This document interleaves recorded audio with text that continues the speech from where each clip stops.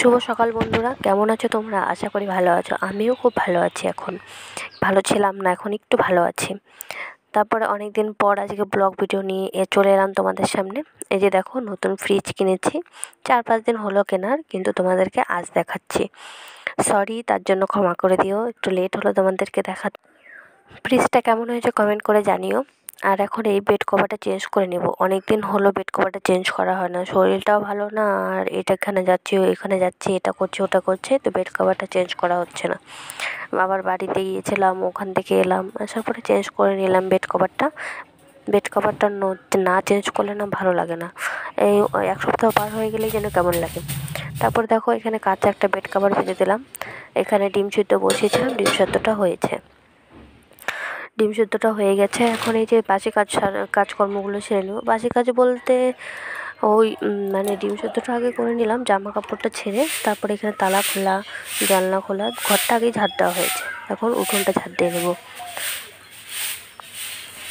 এই নতুন বাড়িতে আসার পর, বাড়িটা পুরোনো কিনেছিলাম, কিন্তু আমরা মানুষগুলো তো নতুন, তাই না? তারপরে দেখো, এক এক করে অনেক কাজ করানো হলো, মোটর বসানো হলো। তারপরে এই যে উঠোনটা দেখছো, এটা কিন্তু কাঁচা ছিল, অনেকটা নিচু ছিল। তারপরে এখানে মাটি ফেললো, মাটি ফেলে এটা পাকা করা হলো, নতুন পাকা করা হয়েছে। এটাও ওই 4-5 দিন বা 1 সপ্তাহের মতোই হয়েছে। তারপরে ফ্রিজ কেনা হলো, এক এক করে চলছে আর কি, ছোট্ট সংসার। তারপরে দেখো, উঠোনটা ঝাড় দেওয়া হয়ে গেছে। এখন গাছে কতগুলো ফুল ফুটে আছে, এখন যদি ফুলগুলো না তুলি সবাই নিয়ে চলে যাবে। তো ভাবছি আগে ফুলগুলো তুলে নিই, তারপরে তো স্নান পুজো পরে করছি, তো আগে ফুলগুলো তুলে নিই। কত সুন্দর ফুল ফুটেছে দেখেছো আমার বাগানে।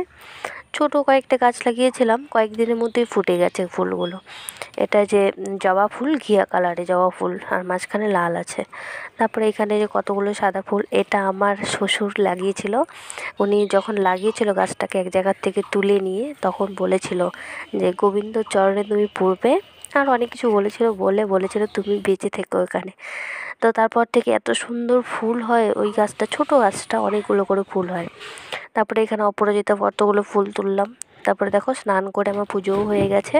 হওয়ার পরে এই যে ফ্রিজ থেকে রান্না কী হবে বের করে নেব। লাল ডাঁটা শাক ছিল, লাল ডাঁটা শাকগুলো এখন রান্না করে নেব।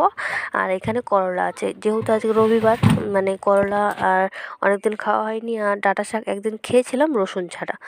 তাই ভাবলাম যে ঠিক আছে, তাহলে লাল ডাঁটা শাকটাই করে নিই। তারপরে যে দেখো, এখানে ভাত চাপিয়ে দিয়েছি, তরকারি হয়েছে সব কিছুই।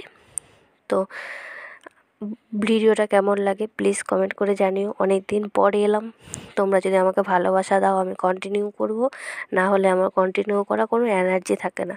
প্লিজ প্লিজ লাইক করো এবং চ্যানেলটি সাবস্ক্রাইব